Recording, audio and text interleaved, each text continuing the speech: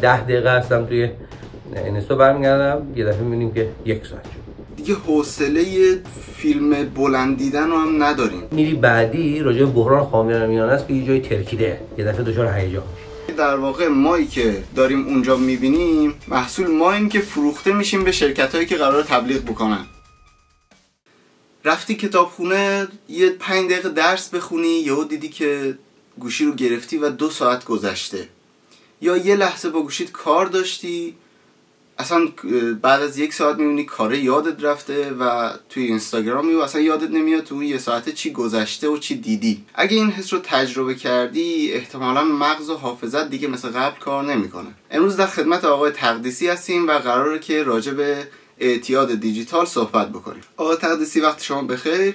لطفاً برای شروع بحث و اولین سوال بگین که چنین اعتیادی رو اصلا میتونیم چنین موضوعی رو اعتیاد محسوب بکنیم یا نه؟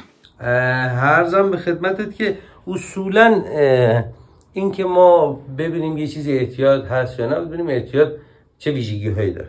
ما چون مخاطبمون عامه چند تا ویژگی رو به صورت فهرستوار میگم که اگر اونا رو داشتیم باید خورده بهش توجه بکنیم و در واقع پرچم های قرمز میره بالا. یکی اینه که مثلا فکرمون مشغول میشه راجع به اون چیز وقتی که ازش استفاده نمی‌کنیم. یعنی میگم من برم توی اینستا ببینم چه خبره اینا.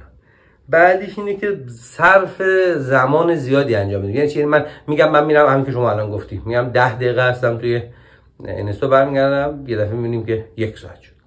نکته بعدیش اینه که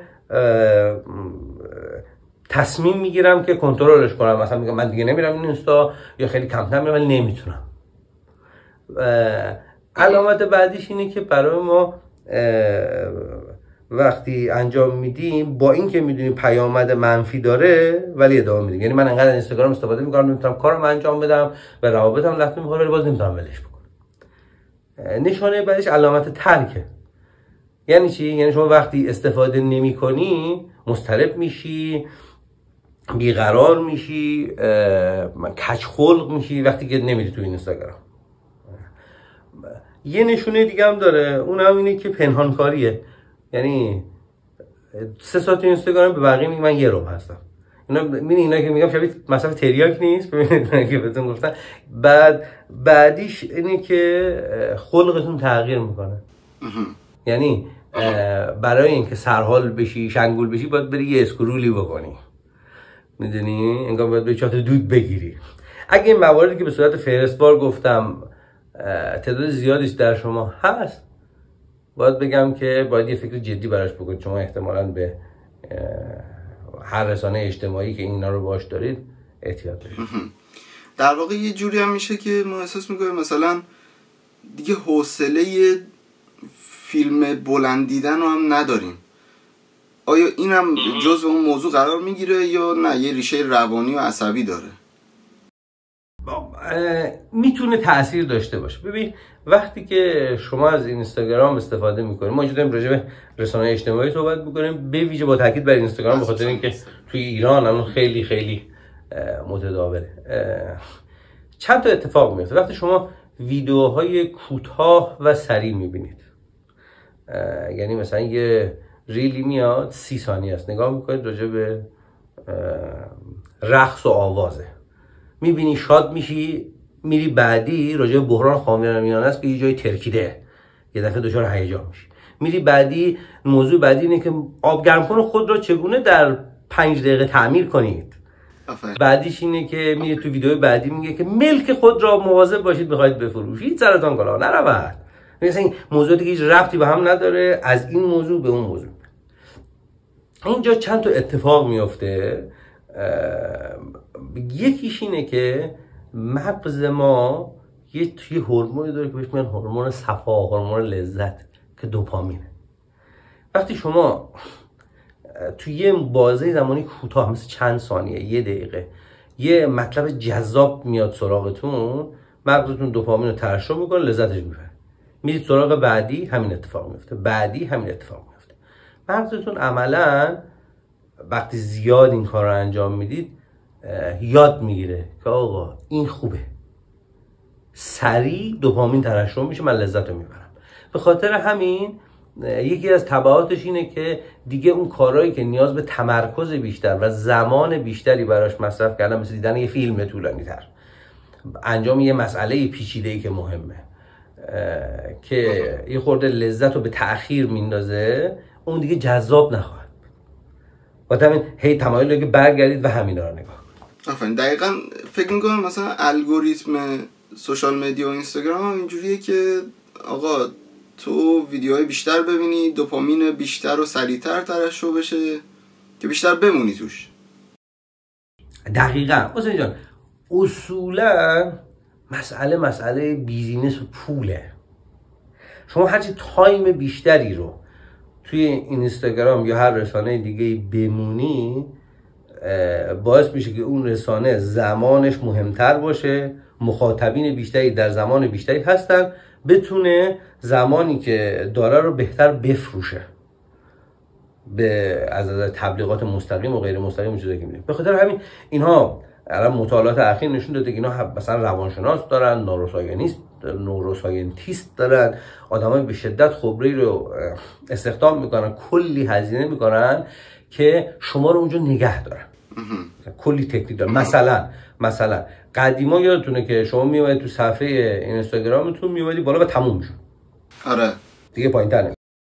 بعد الان مثلا مطالعات نشون داده که شما اگه یه ظرف سوپ دستت بگیری، خب شروع کنی به خوردن، بعد بدونی که متوجه بشی اون زیرش مثلا یه چیزی باشه، یه شلنگی چیزی باشه، بدونی شما بفهمی این سوپ بهش هی اضافه کنه، هی شما همین بخوری متوجه نمیشی و بیشتر از اون چیزی که باید می‌خوری، چون اون حدش معلوم نیست. این صفحه اسکرول، اون صفحه هوم هم که اسکرول می‌کنی میای بالا، اگه دقت کنید الان دیگه تموم نمیشه. این تعمدی توش هست که می‌خواد شما اونجا بمونی. و این چرخه بی‌پایان مصرف رو شما داشته باشی و حداکثر زمان اونجا بگذرونی. طبیعی هم هست، این باعث میشه که بتونن بگن آقا آدمای بیشتری اومدن اینجا، پس جای خوبی برای تبلیغ کردن، پول بیشتری در بیارن. یه نکته دیگه هم هست که اینو نشون میده، اونم اینه که شما اگه دقت بکنی اینستاگرام کاملا هدفمند شما رو دنبال میکنه. اگر ببینید شما روی محتوای تایم بیشتر نگاه میکنی اینو، یا لایک میکنی یا واسه بقیه میفرستی، دفعه بعدم همون سری محتوا رو به شما نشون میده. چرا؟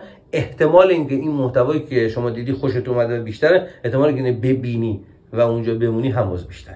یعنی شما داری در واقع درگیر یه بازی به شدت قوی میشه به لحاظ روانشناختی و پیچیده که شما رو نگه دارن که نه. آفرین. دقیقاً. بعد یه مستندی چند وقت پیش دیده بودم راجع به این موضوع، یک سری اعضای تیم چنین شبکه‌هایی بودن، مثلا جزء تیم فیسبوک بودن یا جزء تیم خیلی سایت‌های بزرگ و معروف بودن. بعد اومده بودن بیرون از اون شرکت‌ها، داشتن توضیح میدادن، میگفتن که در واقع مایی که داریم اونجا میبینیم، ویدیو میبینیم، اسکرول میکنیم، در واقع محصول ماییم که فروخته میشیم به شرکت‌هایی که قراره تبلیغ بکنن. قضیه رو از این زاویه بهش نگاه کرده بود. آره. ما محصول اوناییم، یعنی ما محصول شبکه اجتماعی هستیم در دقیقاً. محصولی هستیم که فروخته میشیم به شرکت‌ها. آره، یا دقیق ترش اینه که زمان ما محصول اونهاست. ما زمانمون در اختیار شبکه‌ها قرار میدیم، شبکه‌ها هم زمان ما رو به بقیه میفروشن. حالا این قضیه چقدر روی یادگیری و حافظه بلند مدت ما که همیشه مثلا اگر میخوایم یه چیزی یاد بگیریم باید درگیر حافظه بلند مدت باشیم، یا دانش آموزا، دانشجوها، این چه تأثیری روی حافظه بلند مدت این افراد داره؟ من یه چیزی رو تو پرانتز بگم حسین جان. اولا که ما باید به این نکته توجه بکنیم، این حرفایی که داریم میزنیم این اصلا نشانه بد بودن اینستاگرام و شبکه‌های اجتماعی نیست. من یه چیز خلاصه کوچیک بگم. ما میشه گفت 3 تا انقلاب مهم داشتیم در تاریخ بشر. اولیش کشاورزی بوده که ما رفتیم یه جا نشستیم و دیگه لازم نبود برای اینکه زنده مونیم با شیره و پلنگا کشتی بگیریم، مثلا یه آبادی درست کردیم و اینا. بعدیش اختراع چاپ بوده، صنعت چاپ و گوتنبرگ بوده که علم و نشر داده باشه ما خیلی پیشرفت کنیم، حالا اون بهتر بشه، راحت‌تر زندگی کنیم. سومیش اون چیزی که ما الان وسطش هستیم، اینترنت و شبکه‌های اجتماعی شگفت انگیزه. اصلا عجیب غریبه میزان کمکی که به انسان میکنه برای رشدش، برای راحت زندگی کردن و همه اینا. خب اصلا توی این هیچ تردیدی نیست. ما در میانه یه انقلاب عجیب و غریب هستیم در تاریخ بشر. اما مثل هر چیز دیگه ای که وقتی میاد با خودش چیز گرفتاری هم میاره، علیرغم همه محاسنی که داره، همه کمک هایی که به ما میکنه، این هم همینجوریه. یعنی جایی مثل شبکه‌های اجتماعی باعث میشه که مثلا شما بتونی ارتباطات خوبی داشته باشی، اطلاعات بسیار گسترده کسب کنی و خب اما اشکالات خودش هم داره. یکی از اشکالاتی که داره اون بحث تمرکز و حافظه و مبحث دوپامینی که الان راجع صحبت کنیم. این که راجع به حافظه بلند مدت و اینا گفتی یه جورایی تاثیر میذاره. وقتی شما زیاد از اینستاگرام استفاده میکنی، اینستاگرام ویژگی که داره هم که گفتیم ویدیوها کوتاهن و بافتارشون عوض میشه. بافتارشون عوض میشه چیه؟ همون مثالی که زدم، از رقص میره تعمیرات آبگرم کن، میره نمیدونم املاک، میره این موضوعات کاملا بی ارتباط با هم، هرچند که ممکنه مورد علاقه شما هم باشه. اینجا چند اتفاق میفته. یکی این که مغز ما یاد میگیره که باید خودشو با لذت سریع هماهنگ کنه. نیازی نیست که بره درسشو امروز بخونه 20 سال بعد دکتر شد نتیجهشو بگیره. نه آقا من الان اینو ببین، کلیپو بخند، صفا کن، دوپامین بهت میدم، حالشو ببر. خب به خاطر همین دیگه رفتن و مثلا کتاب خوندن اون جذابیت رو نداره.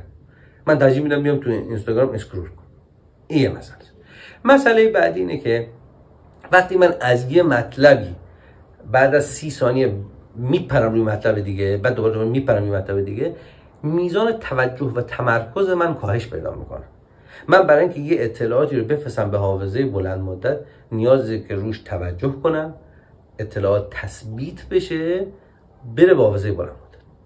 ما که این فرایند اسکرول کردن و دیدن از اولا دیدن سریع، بعد پریدن از یک موضوع به موضوع دیگه رو انجام میدیم، این باعث میشه که باز مغز ما در واقع به این شیوه عادت کنه و شرطی بشه و موندن روی مسائل پایدارتر و تثبیت اطلاعات برامون سخت‌تر بشه.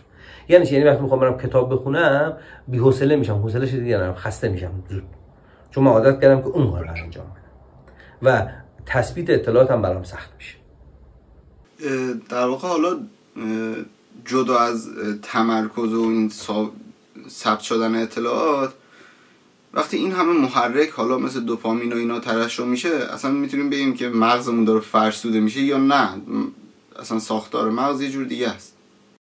آره ببین، مغز ما اصولا به این مفهوم فرسوده نمیشه. در واقع مغز ما تربیت میشه. مغز ما یه ویژگی خیلی عجیبی داره، اونم اینه که خودش رو وقف میده.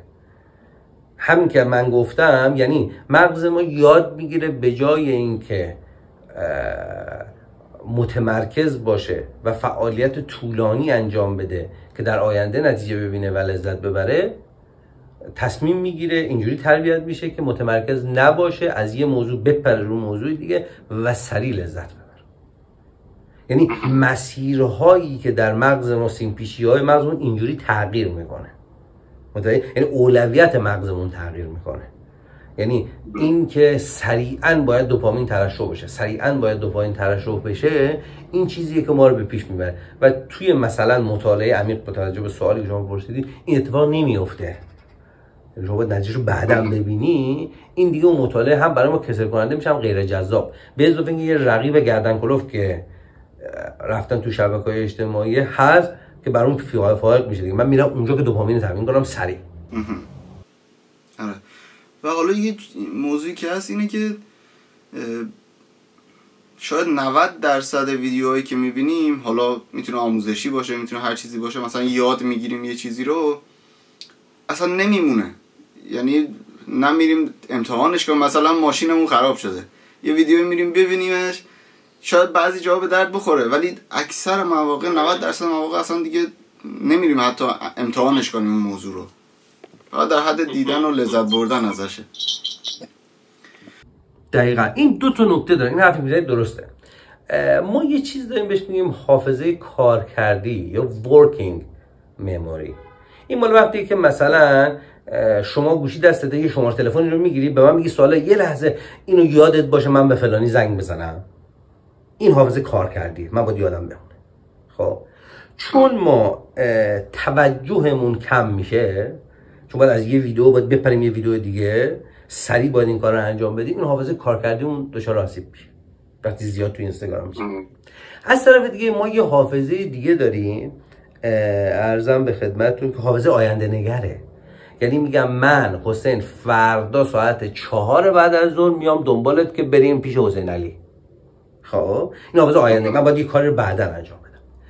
چون اون تغییر بافتار بود، اینا مفاهیم مهمیه تو اینستاگرام. یعنی من از رقص میپرم سراغ آب گرم کن، یادت میاد اون مثالی که زدم، یعنی از یه بافتی میپرم توی یه بافت دیگه، موضوعات کارم بیاد. این باعث میشه که عملکرد من مختل بشه برای تمرکز، که مثلا من بدونم که فردا ساعت فلان باید فلان کار انجام بدم. این ویژگی ریل و اصولا حرکت تو شبکه‌های اجتماعی با سرعت بالا و پرش از یک موضوع به موضوع دیگه، از دلیلش اینه که این اتفاق برامون میافته. کاملا طبیعیه. به اضافه این که من اون لحظه مثلا میبینم که چگونه آبگرم کن خود رو تعمیر کنیم، میگم آقا چقدر جذاب، بالا دوپامین ترشح شد، من صفحه میکنم سیوش میکنم، بعدم میرم سراغش، میرم سراغ نکته بعدی، میگم این داره میرقصه چقدر باحالا، میخندم فلان، اینو حال میکنم، میرم سراغ. اصلا اون انقدر که از این ور میپرم به اون ور، اصلا اون موضوع رو کامل فراموش میکنم، روش انقدر انرژی و زمان نمیذارم که این تثبیت بشه، بره در حافظه خود بلند مدت تر من که بهش بتونم بپردازم. دلیلش بعد حالا راهی وجود داره بدون اینکه کلا رها بکنیم؟ چون معمولا بعضی افرادی که یه جورای صفر و صدی ان اینجوری ان که میگن خب دیگه ولش میکنم، دیگه اینستاگرامو پاک میکنم، دیگه نمیرم تو این برنامه، ول میکنم، ولی باز نمیشه، معمولا برمیگردن. حالا راهی وجود داره که یا با مدیریتی یا چیزی بشه کنترل کرد اینو؟ آره ببین، این که اصولا ما تو زندگی باید یاد بگیریم که حسین جان 0 و 100 بودن کار دستمون. اصلا یکی از تعاریف سلامت روان در تعادله. آدم آبم زیاد بخوره میمیره. مثلا اینکه بتونیم متوازن رفتار کنیم، و از کجا میفهمیم که متوازن رفتارمون؟ از اینجایی که سایر جنبه‌های زندگیمون دچار اختلال نمیشه. یعنی من انقدر نمیرم تو اینستاگرام کتابم نخونم، انقدر نمیرم تو اینستاگرام که نتونم با خانم حرف بزنم. اگه دیدیم سایر جنبه ها داره لط میبینه، پس ما باید یه فکری وارد کنیم. یه چند تا چیز هست که میتونیم بگیم. یکیش اینه که ما به صورت آگاهانه و کنشگر وارد اینستاگرام بشیم. یعنی چی؟ یعنی من بی هدف نرم تو. اولا که میتونم استفاده بکنم، مثلا من خودم توصیه اینه که همه نوتیفیکیشن هایی که هست و آقا غیر فعالش کن. چی یکی کامنت میذاره بینگ، یکی لایک میکنه بینگ، خب این میدونی توجه منو میبره که آقا بیا اینجا، یعنی یه دلیل داره. هم گفتیم که شرکت ها تلاش میکنن و فلان. خب میتونیم نوتیفیکیشن ها رو قطع بکنیم. یه بخش دیگهش اینه که مثلا خود این مثلا نرم افزاری است که خیلی مثلا اینستاگرام، اینو توی هوم اسکرین نذاریم، بذاریمشون پشت مشتا، یه جایی بذاریم که گوشی ببریم بالا سریع چشمون نخوره که بریم توش. مثلا میتونیم بریم مثلا صفحه بعد. یه راه دیگه تو خود نرم افزار رو اگه نگاه کنید، تو اینستاگرام تو یه بخشش هست، مثلا میتونید برید یه تنظیماتی داره، میتونید سرچ کنید ببینید کجاست. آره یه تنظیماتی هست، میرید میزنید، خب مثلا میگید مدت مشخص بکنید، میگه اگه مثلا من یه 30 ثانیه 1 دقیقه بودم تموم بشه، کات بشه. این میتونیم انجام بدیم. یه سری نکات دیگه هم هست، من الان اینکه گفتی یادم اومد بهت بگم. مثلا ما باید دقت کنیم که چه صفحاتی رو دنبال میکنیم، این هم مهمه.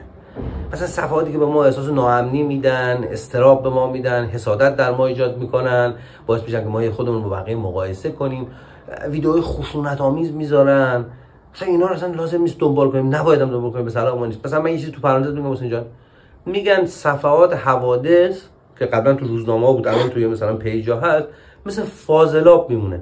الان تو هر شهر یا تو هر خونه یه چای فاضلاب هست، ما که سلام نمیگیم تو چای فاضلاب چه خبره، بوش اون چیزی گازی که داره ما رو اذیت میکنه. هر جنگ خیلی جذابه ها، مثلا فلانی فلان اتفاق افتاد 6 نفر مردن، یا سر فلانی رو بریدن. خب اینا خیلی خبرای جذابه، فقط باعث ایجاد ناامنی میشه، حس بدی در من ایجاد میکنه، فایده دیگه ای نداره. جذابیتی داره که بیفایده است و به من آسیب میزنه. اصلا لازم اینا رو دنبال کنیم. خب اگر یه چیزی اومد بالا لایکش نکنیم که دوباره به ما نشون بده مثلا. آره. بعد چیزهایی رو دنبال کنیم که مرتبط با اهداف ما. مثلا اگر شما موزیسیانی، استادتو پیدا کن، اونو لایک کن، اونو دنبال کن که بر اطلاعات افزوده بشه. از یه مدل طنزی خوشت میاد، میخواد اوقات خوبی داشته باشی، اون سفر رو فالو کن، همونا رو ببین. متوجهی؟ بعد من این وسط تو پرانتز یه چیز دیگه هم بگم حسین جان. نفس خبر منفیه. 70% اخبار منفیه. چرا؟ الان من جناب ولی خیلی رفتیم عروسی، هیچ وقت تلویزیون اعلام نمیکنه، تو پیجا نمیگن اینا میرن همین در طول روز عروسی برگزار میشه سر کشور. ولی یه عروسی برگزار بشه خدای نکرده تیراندازی بشه 6 نفر بمیرن، همه جای دنیا اعلام میکنن. چون خبر منفی بوده، بود خبریش بیشتر میشه، جذابتر میشه. این ریشه تکاملی داره ها. ما مغزمون یه جوریه که خطر برای ما مهمتر از شادیه. چرا؟ خطر مسئله حفظ جانه. وقتی مغز ما توجه میکنه وقتی یه چیز خطرناکه ببینیم چه خبره. متوجه این در واقع چیز مهمیه، اما ما نباید هی دنبال این بریم چون ما آسیب میزنه. انگار همش ما رو تو حالت در شرایط حساس و کنونی نگه میداره که الان خطره، اینو کشتن، اون اینجوری. این مسئله است. یه مسئله دیگه هم که وجود داره اینه که ما زمان تعیین کنیم. یعنی بگم آقا من ساعت 2 بعد از ظهر برای مدت 15 دقیقه میرم اینستاگرام، میام بیرون. ساعت 8 شب برای این تایم رو مشخص کنم. بعد چی بگم؟ بگم من میرم این پس زمان شد. بعد بگم من میرم اینستاگرام، دایرکت هامو با جواب میدم، میرم پیج فلان همکارم که مهمه رو میبینم و میام بیرون. یعنی مشخص کنم از قبلش. اینم کمک میکنه. یکی دیگه هم هست، اونم اینه که من اگر میبینم که نمیتونم جلو خودم بگیرم همش بگم تو اینستاگرام، ما یه چیزی داریم بهش میگیم تأخیر عمدی. دیدی مثلا میخوای بری به قرار بشی کتاب بخونی، میگی ولش کن 5 دقیقه دیگه، اینو میتونی تو جنبه مثبت هم استفاده کنی. یعنی میخوای بری سراغ اینستاگرام، به خودت گول میزنی، میگی بذار من یه 5 دقیقه دیگه میرم. 5 دقیقه شد یه خورده خود تشویق میکنی، میگی آفرین 5 دقیقه شد نرفتی، یا دارم میتونی یه 2 دقیقه دیگه هم نری. میدونی؟ بعد این میتونی مثلا بعد از 2 دقیقه که 5 دقیقه میشه 7 دقیقه، اون آتشت برای رفتن اینستاگرام خیلی کاهش پیدا میکنه. این خیلی بهت کمک میکنه. در نهایت اگر همه این کارا رو کردی و دیدی نمیتونی درگیرشی، تعارف نداریم که شما یه اعتیادی داری به اینستاگرام، به شبکه‌های اجتماعی، نیاز به کمک حرفه‌ای داری. باید به کمک بگیری. من پام میشکنم میرم دکتر، به همین سادگی. اینجا اگر کاری که گفتن این کاری که توصیه است دیگه، اگه خودت انجام دادی، مثل اینکه پا درد میگیره خورده زردچوبه میمالی با تخم مرغ، اگه جواب داد که خب، اگه نشد میری پیش دکتر. اینم همینجوریه. یعنی شما کارو انجام میدی، اگه جواب داد که چه خوب، اگه نداد میری پیش متخصص و کمک میگیره. در یه جورایی که قبلا طرف مشکل روانی داشت ولی بهش میگفتی روانشناس، میواسه دفوش. الان در واقع با واسه یه اینستاگرام باید این کارو بکنم و این قضیه درسته دیگه. دقیقاً آره دقیقاً. بعد من یه چیز دیگه هم بهت بگم، اینجا یه خورده این مبحث هوش مصنوعی و اینا هم در اومده، خیلی مهمه، به شدت جذاب، به شدت کمک کننده است، خیلی خیلی در همه زمینه‌ها به همه آدم‌ها. ولی این راجع به مسائل به ویژه درمانی و روان درمانی و پزشکی اینا دوستان توجه داشته باشن. اون کار خیلی پیچیده‌تر از این حرفا. ان شاءالله که یه روزی هوش مصنوعی به اونجا برسه. هوش مصنوعی همچنان خیلی نوپاه. یعنی ما خیلی وقتا اولا اطلاعاتی که میده خیلی دقیق و درست نیست، میتونه اشتباهات داشته باشه، همچنان که بسیار مفیده، مؤثر و اینا. بعد در ثانیه تو مسائل به ویژه روانی صرف اطلاعات کافی نیست. اینکه شما صرفاً بدونی که جراحی چطور صورت میگیره و پاچیه که نمیتونی جراحی بکنی که. میدونی اون یه تخصص، یه فن، مسئله ارتباط دو تا انسانه. اینا مسائل پیچیدگی خاص خودش داره. ببخشید من نخواستم وسط بگم. درسته در واقع، چون که الان مثلا طرف یه مقدار حالش بده، میره سری چت جی پی تی رو باز میکنه، من افسردم چیکار کنم؟ اون راهکارهایی میده، شاید اصلا دوزش برای یک شخصی با فلان قدر حال بدی خوب نباشه. دقیقاً. اگر همین کارو کردیم اشکالی نداره، شما می توصیه ها رو میگیری انجام میدی. خواهشاً اگر حالت خوب شد که خدا رو شکر ادامه بده. اگر ولی حالت خوب نشد از کسی دیگه کمک بگیر. این تو نیاز به کمک جدی‌تر و حرفه‌ای‌تر داری. این مسئله مهمه. حالا یه موضوعی هست سر این قضیه اعتیاد دیجیتال، فقط میتونیم بگیم نسل زد خیلی درگیرشن یا نه بزرگسالامون هم همشون این مشکل رو دارن؟ حالا با مراجعه‌ای که میشه پیر و جوان، خرد و کلان یه چیزیه که تقریبا میتونیم بگیم که همه درگیر و گرفتارش هستن. البته من کلمه درگیر و گرفتار که میگم انقدر بد نمیخوام منتقل کنم پیامو. ویژگی زندگی ما الان سوار الاغ نمیشیم، سوار ماشین میشیم.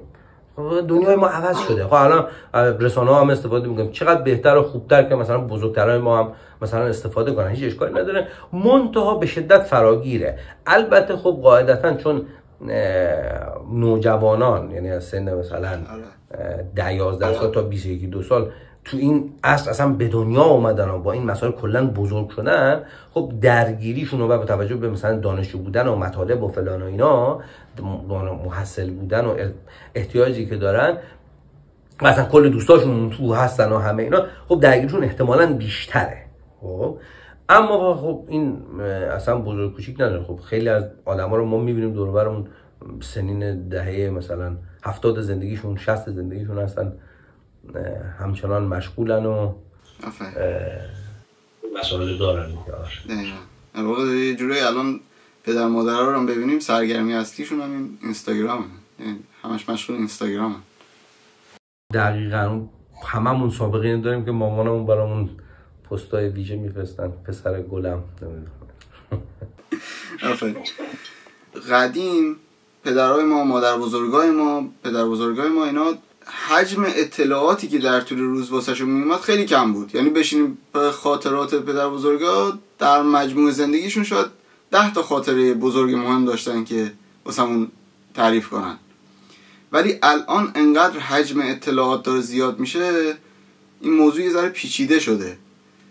حالا ما چیکار کنیم که یه ذره مثلا تمرکزی تر بریم توی یه بخشی؟ یعنی من اگر قراره نوازنده بشم بتونم تمرکز بیشتری توی اون بخش داشته باشم، حجم اطلاعاتمو توی اون موضوع افزایش بدم. در واقع الان یه جوریه که انگار ما همه باید چند منظوره کار کنیم. آره چند بافتاری در واقع. من اینو اشاره کردم حسین جان تو اون قسمتی که گفتم چیزایی رو مشخص میکنیم و واردش میشیم. هدف گذاری خیلی به ما کمک میکنه. یعنی یه بخش مهمی از این قضایا که ما از رسانه های اجتماعی چطور استفاده میکنیم اینه که ما اصلا تو زندگی دنبال چی هستیم. میدونی اگر ما تو زندگی جهت و هدفی داشته باشیم، خب متناسب با اون جهت و هدف حرکت میکنیم. یعنی میگم من میخوام موزیسین بشم، میرم دنبال اون کسی که تو این زمینه نخبه است، اونو دنبال میکنم ببینم چجوری رفتار میکنه، چی میذاره، چیکار میکنه، پیش میرم. تو زمینه‌های مختلف همین جوریه. ولی اگه من آدمی هستم که بی هدفم، بی جهتم، افسردم، آسیب زیاد دیدم، نمیدونم چی میخوام، خب میرم اونجا وقتم تلف کنم. اتفاقا میرم اونجا یه دوپامینی ترشح میشه، هی من تخدیر میکنه، میدونی مثل کسی که سیگار میکشه، استرابش میاد با سیگار میکشه یه خورده راحت بشه. مثل کسی که مواد مصرف میکنه، چون حالش خوب نیست مواد مصرف میکنه که استرابش بیاد با این حالش خوب بشه. اینا همینجوریه دیگه. یعنی من اگه حالم خوب نباشه میرم اونجا که یه مسکنی بگیرم. گرفتاری اینه که خود این بعد امکان داره که به مشکلات من اضافه کنه. مسئله اینه. اگر ما این حرف شما کاملا درسته، ما یکی از گرفتاری هایی که داریم در عصر اطلاعات همین بمباران اطلاعاته. یعنی من بعضی وقتا احساس میکنم که ما داریم تبدیل میشیم به موجوداتی که به پهناوری دریان به عمق یک بند انگشت. این مسئله که ما توجه کنیم. ذات شبکه‌های اجتماعی برای اینکه ما رو نگه دارن به خاطر اون چرخه دوپامین همینه. یعنی یه چیز کوتاه به تو نشون میدن، تو لذت به دوپامین ترشح بشه، تو منتظر باشی که بعدی بیاد. این انتظار برای پاداش همون چیزی که توی کازینوها انجام میدن که از خود پاداش لذت بخشتره. ببین این که تو منتظری که یه ویدیوی خفن ببینی که حال کنی، این جذابتر از اینکه خود اون ویدیو رو حتی ببینی. راجع به اون مسئله حرف زدم که دلشون میخواد ما رو تو نگه دارن، این همه فکر شده. بعد این باعث میشه که هی ما از اینجا بپریم به اونجا، از اینجا بپریم به اونجا، عمیق نشیم.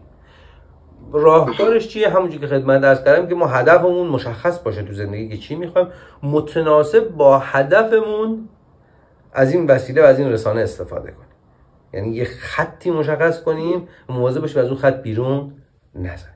اگر دوباره تاکید میکنم، اگر دیدیم که نمیتونیم، چون من راهکارا رو گفتم، دوستان خواهش میکنم اگر تونستن این ویدیو رو دوباره ببینم که با هم دیگه گذاشتیم، من ذکر کردم که چه کارهایی میشه انجام داد. خب اگر اونا جواب نداد، یعنی نیاز به کمک حرفه‌ای داره. حالا یک چیزی واسه انتهای صحبتمون و پایان این ویدیو، شما به عنوان یک روانشناس به ما چند تا سوال بدین که ما از خودمون بپرسیم. در واقع یکیش این بود که هدف ما چیه؟ آره. دوباره هدفمون رو پیدا کنیم. باز چه سوالایی که میتونم ما از خودمون بپرسیم که دنبال جوابش بگردیم. اون سوالایی که اون چیزی که شما اول ویدیو از من پرسیدی که آیا اعتیاد هست بودن در شبکه‌های اجتماعی یا نه، من یه فهرست گفتم اونجا. اونو دوستان از خودشون بپرسن ببینن اگر اون فهرست از مواردی که من گفتم شامل حال اینها میشه، که فکر کنم من بودن 6-7 تا مورد رو گفتم، اگه بیش از 5 تاش شامل حالشون میشه، یعنی حتما باید به فکر کمک جدی و حرفه‌ای باشن. اون مواردی که اون ذکر کردم در اول ویدیو، اونا رو خودشون ببینن آیا هست یا نه. و اون بخش هدفی که گفتم بسیار بسیار مقوله پیچیده و گسترده‌ایه، در واقع برمیگرده به چرایی و فلسفه زندگی ما. اگه یه وقتی فرصت شد حتما میتونیم راجبش حرف بزنیم که چی هست اصلا. سوال مهم دیگه‌ای که ما میتونیم از خودمون بپرسیم که در راستای همون اهدافه، اینه که من میخوام زمانم رو واقعا چجوری سپری کنم. ما شاید گرانبهاترین کالایی که داریم زمانه حسین جان. یعنی معمولا اونایی که دارن از دنیا میرن آخر عمرشون رو میدونن، اگه ازشون بخوای بگی تو چی میخوای، میگن یکم دیگه باشم، حالا یکم باشم با عزیزانم، یکم باشم با فلان. این زمانه رو میخوان. این مهمترین چیزیه که ما داریم. بعد اینکه من از خودم بپرسم زمانم رو چطور دارم مصرف میکنم، دارم چی کار میکنم، سوال مهمیه. ما هر از گاهی باید صبر کنیم و ببینیم داریم چی کار میکنیم. مرسی. علی بود. دقیقا. و اگه واسه پایان چیزی هست برسیم. نه ممنونم که داری این بستر رو فراهم میکنی که راجع به مسائل که به نظرمون مهمه صحبت کنیم. خواهشی که دارم از دوستان اینه که حتما اگر فکر میکنن که خیلی خیلی درگیر رسانه‌های اجتماعی هستن، براشون حالت اعتیاد پیدا کرده بر اساس اون چک لیستی که من ابتدای ویدیو گفتم، حتما کمک بگیرن و فکر نکنن که همین است و جز این نیست. آدم میتونه شرایطش رو تغییر بده و به خودش کمک کنه. همونجوری که من پام میشکنم میرم دکتر به من کمک کنه پام خوب میشه، تو مسائل روانی همینجوری آدم میره پیش متخصص خوش خوب میشه. مرسی. سلامت باشید. ممنون. سلامت باشید. از شمایی که وقت گذاشتین و امیدوارم که لذت برده باشین. کانال رو دنبال کنین، همراه ما باشید تا ویدیو بعدی.